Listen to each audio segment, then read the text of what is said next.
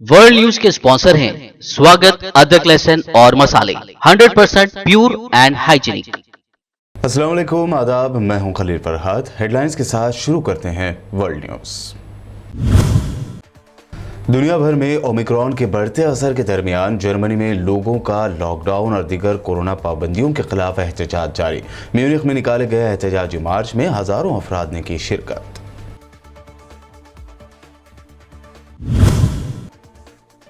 Saudi अरब में बढ़ा corona का खतरा, अवामी मकामात पर मास्क पहनना हो गया लाजमी। मस्जिद हराम और मस्जिद नबवी सल्लल्लाहु अलैहि वसल्लम में भी दोबारा सोशल डिस्टेंसिंग पर अमल करने की जारी की गई हिदायत। सऊदी अरब और ईरान के बेहतर होते ताल्लुकात में फिर आई कड़वाहट। सऊदी अरब के शाह सलमान ने किया मजलिस शुरा से खिताब, कहा पड़ोसी मुल्क ईरान अपने बर्ताव में लाएगा तब्दीली, इस बात की है उम्मीद। ओमिक्रॉन को लेकर फिर आई राहत भरी खबर। ऑक्सफोर्ड यूनिवर्सिटी के साइंसदान ने ओमिक्रॉन को बताया बेहद कम खतरनाक वेरिएंट। कहा ओमिक्रॉन वो बीमारी नहीं जिसको हमने 1 साल पहले देखा था। डेल्टा के कहर जैसा मंजर अब नहीं देखेंगे। तयशुदा शेड्यूल के मुताबिक ये होंगे उत्तर प्रदेश के असेंबली इलेक्शन। प्रेस कॉन्फ्रेंस में इलेक्शन कमीशन का ऐलान, तमाम सियासी पार्टियों के मुत्तफिक होने की कही बात। 5 जनवरी को आएगी फाइनल वोटर लिस्ट।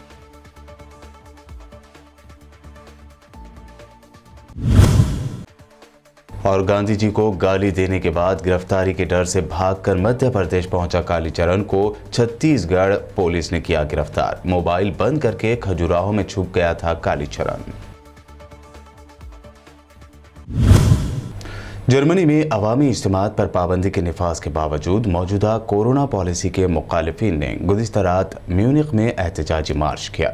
इस मुजाहरे में कई सौ अफराद ने शिरकत की। पुलिस की जानिब से उन्हें मुख्तलिफ मकामात पर रोका भी गया। इससे कबल मुंतज़िमीन ने अपने ऐलान करदा मुजाहरे को कुछ देर कबल ही कैंसिल कर दिया था। इस मुजाहरे में 5000 अफराद की शिरकत मुतवक्को थी। गुज़िश्ता रोज़ जर्मनी में कोरोना केसेस की तादाद तकरीबन 70,000 हो गई, जो इससे पिछले रोज़ 30,998 थी। बता दें कि जर्मनी समेत इंग्लैंड व दीगर कई यूरोपियन कंट्रीज़ में लोग सड़कों पर उतरकर कोरोना पाबंदियों जैसे लॉकडाउन, सोशल डिस्टेंसिंग और ज़बरदस्त वैक्सीन लेने के खिलाफ एहतजाज करते हुए रैलियां निकाल रहे हैं। सऊदी अरब में कोरोना वायरस के फैलाव में तेज़ी के बाद मस्जिद हराम और मस्जिद नबवी सल्लल्लाहु अलैहि वसल्लम समेत मुल्क भर में एक बार फिर समाजी फासला यानी सोशल डिस्टेंसिंग और मास्क पहनना लाजमी करार दिया गया है। सऊदी अरब के सरकारी खबर रसाई इदारे सऊदी प्रेस एजेंसी के मुताबिक मस्जिद हराम और मस्जिद नबवी के उमूर को देखने वाले इदारे ने ऐलान किया था 30 दिसंबर की सुबह 7 बजे से समाजी फासला दोबारा लाजमी हो जाएगा। इस ऐलान के साथ ही मस्जिद हराम और मस्जिद नबवी में नमाजियों के लिए सोशल डिस्टेंसिंग के स्टिकर्स भी दोबारा से लगा दिए गए हैं, जिन्हें अक्टूबर में कोरोना पाबंदियों में नरमी के बाद हटा दिया गया था। सऊदी ज़राए अबलाग के मुताबिक सोशल डिस्टेंसिंग इख्तियार करने का इतलाक़ नमाजियों, मुतय्यन करदा नमाज के मकामात और उम्रा अदा करने वालों पर होगा। इसके अलावा ये भी कहा गया है कि मस्जिद हराम और मस्जिद नबवी आने वाले तमाम अफराद और वर्कर्स को मास्क पहनना, जारी किए गए इजाज़तनामे के मुताबिक दिए गए औक़ात पर दाखिले पर अमल करना, समाजी फासले को अपनाना और मसाजिद में काम करने वाले हुक्काम की हिदायत पर अमल करके हिफाजती इक़दामात पर अमल करना चाहिए। वज़ीर इस्लामी उमूर डॉक्टर अब्दुल लतीफ़ आल शेख ने कहा है कि अल्लाह ताला के फजल करम के बाद SOPs की पाबंदी वायरस से बचाने में मुअव्विन साबित होगी। सब लोग फ़र्ज़ी शनासी का मुज़ाहरा करें और वतन अज़ीज़ को वबा से बचाने में अपना रोल अदा करें। सऊदी अरब की होम मिनिस्ट्री के एक जरिए ने बताया है कि दुनिया भर में कोविड-19 के केसों में इजाफे के पेश नज़र जुमेरात से मुमलिकत में बैरूनी तकरीबात समेत अवामी मकामात पर लाजमी मास्क पहनने की पाबंदी दोबारा नाफिज की जा रही है। सऊदी प्रेस एजेंसी ने बुध को इत्तला दी थी कि 30 दिसंबर 2021 को सुबह 7 बजे से मास्क पहनने की पाबंदी का हुक्म नाफिजुल अमल हो गया है। सऊदी अरब ने मंगल को कोरोना वायरस के 602 नए केसों और 1 मौत की इत्तला दी थी। सऊदी वज़ारत सेहत ने बताया है कि सऊदी अरब में इस वक्त कोविड-19 के 39 मरीजों की हालत तशवीशनाक है और वो मुख्तलिफ अस्पतालों में ज़ेर इलाज हैं। सऊदी अरब के फरमानरवा शाह सलमान ने उम्मीद जाहिर की है कि ईरान अदम इस्तेहकाम और जारहियत की पॉलिसी तर्क करेगा और मशरक़ वस्ता में अमन और इस्तेहकाम लाने में दूसरों की मदद करेगा। इन ख्यालात का इजहार सऊदी फरमानरवा ने मजलिस शूरा से सालाना खिताब में कहा। उन्होंने मजीद कहा कि ईरान सऊदी अरब का पड़ोसी मुल्क है। हम उम्मीद करते हैं कि ये मनफी पॉलिसी और खित्ते में अपना बर्ताव तब्दील करते हुए बातचीत और ताउन का रास्ता इख्तियार करेगा। कोरोना वायरस के फैलाव के पेश नज़र शाह सलमान ने वीडियो लिंक के जरिए मजलिस शूरा से खिताब किया। अपने खिताब में वसी मौज़ूआत पर बात करते हुए शाह सलमान ने यमन तनाज़े के खात्मे के लिए सऊदी अरब की जानिब से पहल करने और लेबनान के अवाम की हिमायत का अहद किया, जिन्हें माशी बहरान और हिज़्बुल्लाह से सिक्योरिटी खतरात का सामना है। तुर्की और क़तर की प्राइवेट कंपनियों ने अफगानिस्तान के 5 एयरपोर्ट्स का इंतज़ाम मुश्तरका तौर पर चलाने की जिम्मेदारी लेने पर इत्तेफाक किया है। ताहम वो अभी तक तालिबान की जानिब से फाइनल डील तय होने की मुंतज़िर हैं। तुर्क वज़ीर ख़ारजा मौलूद चावशोलो ने कहा है कि इसी महीने की शुरुआत में दोहा में मफाहमत की याददाश्त पर दस्तखत किए गए, जिसमें काबुल समेत 4 दीगर एयरपोर्ट्स के इंतज़ाम के मामलात का एग्रीमेंट बनाया गया। चावशोलो ने यह भी बताया कि 20 सालों तक जारी रहने वाली लड़ाई के बाद जब अगस्त के दरमियान में तालिबान ने कंट्रोल संभाला तो उस वक्त काबुल एयरपोर्ट के सिविलियन हिस्से की देखभाल का काम UAE यानी मुत्तहिदा अरब अमारात कर रहा था, और ये कि अमारात ने भी इस ख्वाहिश का इजहार किया है कि वह तुर्क और कतरी कंपनियों के साथ मिलकर इंतज़ाम संभालने के काम में दिलचस्पी रखता है।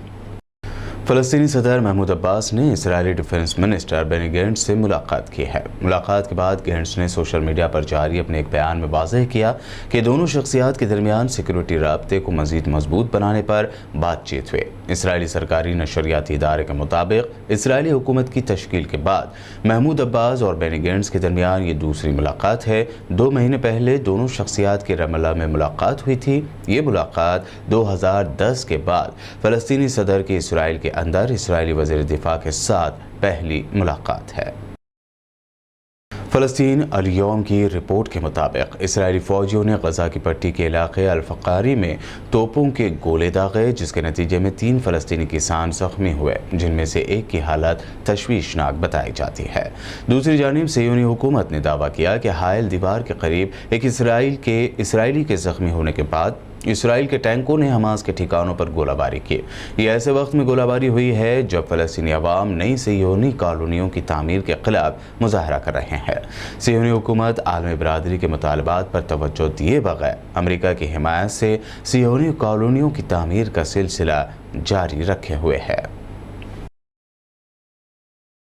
मुल्क शाम यानी सीरिया पर इजरायली फाइटर प्लेन्स ने एक बार फिर फिजाई हमला किया। इससे पहले मंगल की सुबह भी इसराइल ने शाम के बंदरगाही शहर लाज़किया पर मिसाइल हमला किया था।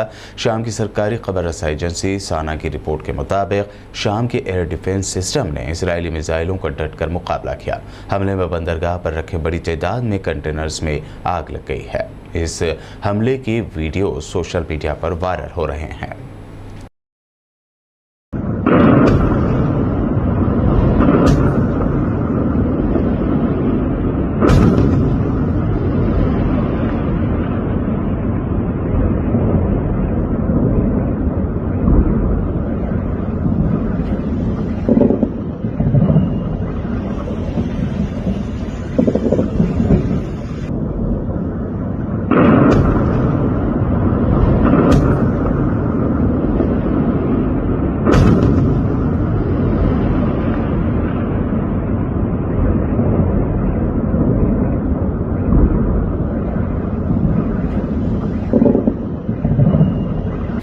इंसानी हकूक़ की तंजीमों की जानिब से शदीद एहतजाज के बाद रोहिंग्या महाजरीन को इंडोनेशिया में दाखिले की इजाज़त दे दी गई है।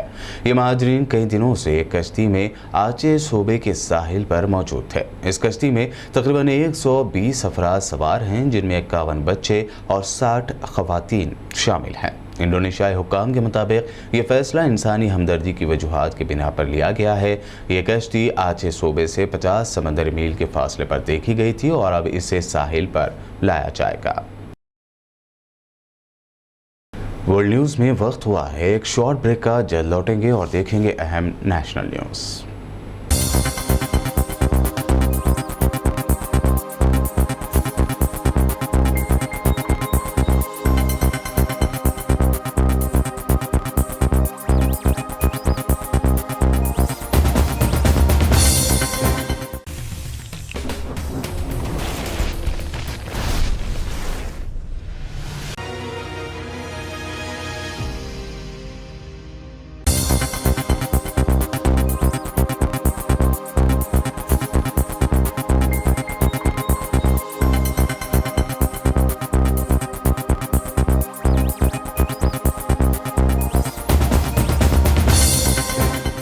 ब्रेक के बाद आइए देखते हैं अहम नेशनल न्यूज़। ओमिक्रॉन पर दुनिया भर में फैली तशवीश की लहर के दरमियान ऑक्सफोर्ड यूनिवर्सिटी के साइंसदानों ने बड़ी राहत की खबर दी है। ऑक्सफोर्ड यूनिवर्सिटी के एक इम्यूनोलॉजिस्ट ने कहा है कि दुनिया भर में तेज़ी से फैल रहा ओमिक्रॉन वेरिएंट वो बीमारी नहीं है जिसको हमने 1 साल पहले देखा था।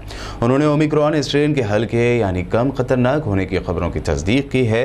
ब्लूमबर्ग की रिपोर्ट के मुताबिक ऑक्सफोर्ड में मेडिसिन के प्रोफेसर जॉन बेल ने BBC रेडियो के प्रोग्राम में कहा कि नवंबर महीने के आखिर में खोजा गया ये स्ट्रेन कम खतरनाक नजर आता है। यहाँ तक कि इससे मुतासरा मरीज अस्पताल में भर्ती होते ही उन्हें भी कम वक्त तक अस्पताल में ही रहना पड़ता है। बेल ने कहा कि 1 साल पहले डेल्टा वेरिएंट के कहर का जो मंजर हमने देखा था, ICU भरे हुए थे, बहुत से लोग उस वक्त पहले से यानी अपनी उम्र से पहले मर रहे थे। मेरे हिसाब से वो अब तारीख है। मुझे लगता है कि हमें यकीन होना चाहिए कि ऐसे हालात दोबारा आने के इम्कानात नहीं है। इलेक्शन कमीशन ने आज जुमेरात को एक प्रेस कॉन्फ्रेंस करते हुए ऐलान किया कि तमाम सियासी पार्टियां उत्तर प्रदेश में कोविड प्रोटोकॉल के साथ वक्त पर ही इलेक्शन करवाना चाहते हैं। उन्होंने वक्त पर इलेक्शन कराने की मांग की है। इलेक्शन कमीशन के मुताबिक यूपी में 52.8 यानी 52.8 लाख नए वोटर्स जुड़े गए हैं। 5 जनवरी को फाइनल लिस्ट आएगी, उसके बाद भी लिस्ट में खामियों को दूर किया जाएगा। कुछ सियासी पार्टियां ज्यादा रैलियों के खिलाफ हैं। सोशल मीडिया पर निगरानी रखी जाएगी। किसी भी तरीके से काबिल एतराज पोस्ट पर कार्रवाई की जाएगी। इलेक्शन कमीशन ने बताया कि रियासतों की सरहदों पर CCTV कैमरे लगाए जाएंगे। कोरोना को लेकर नए बूथों की तादाद में भी इजाफा किया जाएगा। बाबाए कौम महात्मा गांधी पर तौहीन आमेज तबसरा करने वाले और उन्हें गाली देने वाले कालीचरण को आखिरकार गिरफ्तार कर लिया गया। इससे पहले उसे फरार बताया जा रहा था। अब मिली इत्तला के मुताबिक संत कालीचरण को रायपुर पुलिस ने खजुराहो से गिरफ्तार किया है। महात्मा गांधी पर गैर अखलाकी तबसरा करने पर कालीचरण महाराज के खिलाफ रायपुर समेत मुल्क के कई हिस्सों में केस दर्ज किया गया था। कल शाम ही खबर आई थी कि कालीचरण रायपुर से फरार हो गया और जिसके बाद रायपुर पुलिस ने महाराष्ट्र और मध्य प्रदेश में उसकी तलाश शुरू कर दी थी। कालीचरण महाराज के खिलाफ रायपुर में मुख्तलिफ दफात के तहत केस दर्ज किया गया था। मध्य प्रदेश की बीजेपी हुकूमत ने कालीचरण की गिरफ्तारी पर एतराज़ जाहिर किया है। मध्य प्रदेश बीजेपी हुकूमत में वज़ीर दाखिला नरोत्तम मिश्रा ने छत्तीसगढ़ की कांग्रेस हुकूमत पर इल्ज़ाम लगाया कि हमारी पुलिस से पूछे बगैर कालीचरण को हमारी रियासत से गिरफ्तार किया गया, जो रूल्स की खिलाफ वर्जी है। हमें तरीके पर आपत्ति है छत्तीसगढ़ पुलिस के। यह इंटर स्टेट प्रोटोकॉल का उल्लंघन कांग्रेस की छत्तीसगढ़ सरकार को नहीं करना था। संघीय मर्यादाएं इसका बिल्कुल इजाजत नहीं देती हैं। उन्हें सूचना देनी चाहिए थी। छत्तीसगढ़ सरकार चाहती तो उनको नोटिस देकर भी बुला सकती थी। मैंने मध्य प्रदेश के DGP को कहा है कि तत्काल छत्तीसगढ़ के DGP से बात करें कि ये क्या तरीका है उनका गिरफ्तारी का। ये तरीके पर आपत्ति व्यक्त करना है, अपना विरोध दर्ज कराएं और स्पष्टीकरण भी लें। मध्य प्रदेश बीजेपी हुकूमत के एतराज़ पर छत्तीसगढ़ कांग्रेस हुकूमत के CM भूपेश बघेल ने जवाब देते हुए कहा कि रूल्स के मुताबिक ही कार्रवाई की गई है। हाँ, बीजेपी हुकूमत ये ज़रूर बताए कि महात्मा गांधी की तौहीन करने वाले की गिरफ्तारी से वो खुश है या दुखी। महात्मा गांधी जिन्होंने विश्व को शांति, भाईचारा, प्रेम, सत्य और अहिंसा, समानता का संदेश दिया, और ऐसे महापुरुष के बारे में कोई अभद्र भाषा का प्रयोग करे तो उनके खिलाफ कार्रवाई होगी। और छत्तीसगढ़ पुलिस ने ये कार्रवाई की है और उनके परिवार वालों को भी सूचना दे दी गई है, उसके वकील को भी सूचना दे दी गई है और 24 घंटे के अंदर में उसे कोर्ट में प्रस्तुत कर दिया जाएगा। एनसीपी सुप्रीमो शरद पवार ने कहा है कि उन्होंने अपनी पार्टी बनाने के लिए कांग्रेस से अलग होने के बाद भी महात्मा गांधी, पंडित नेहरू और यशवंतराव चौहान के नज़रियात को कभी नहीं छोड़ा। वो पुणे में एक प्रोग्राम में खिताब कर रहे थे। उन्होंने कहा कि उन्हें इस बात का पछतावा नहीं है कि उन्होंने 1999 में राष्ट्रवादी कांग्रेस पार्टी यानी एनसीपी बनाने के लिए इंतज़ार किया।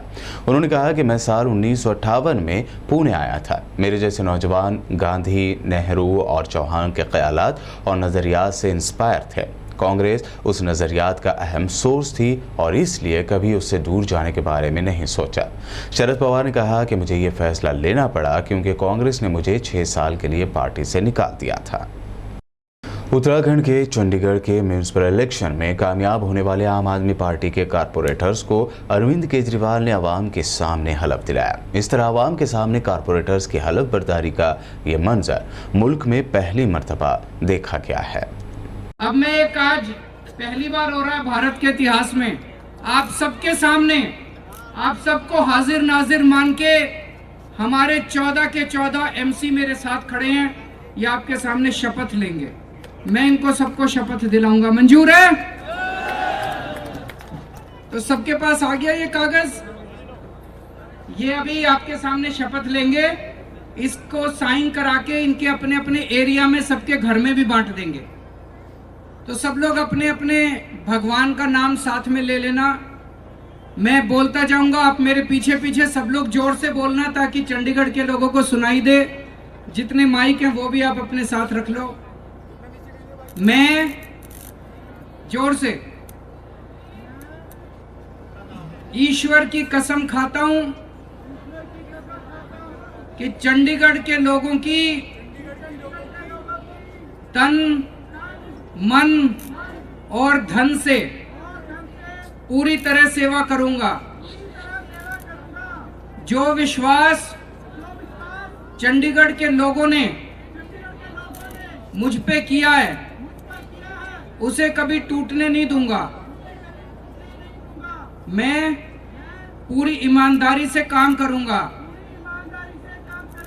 मैं कभी रिश्वत नहीं लूंगा, कोई गलत काम नहीं करूंगा और ना किसी को गलत काम करने दूंगा। आम आदमी पार्टी मेरी मां के समान है। चंडीगढ़ के लोग मेरा परिवार हैं। चंडीगढ़ के लोगों ने मेरी पार्टी और मुझे वोट देके जो भरोसा किया है इसे कभी नहीं तोड़ूंगा। मैं कभी आम आदमी पार्टी छोड़ के नहीं जाऊंगा। कभी भी मेरे चंडीगढ़ परिवार से और आम आदमी पार्टी से गद्दारी नहीं करूंगा। अगर ऐसा करूं तो चंडीगढ़ के लोग मेरे को दोबारा वोट मत देना। इनकलाब! भारत माता की! वर्ल्ड न्यूज़ में ये थी अब तक की अहम इंटरनेशनल और नेशनल न्यूज़। देखते रहिए BPN चैनल।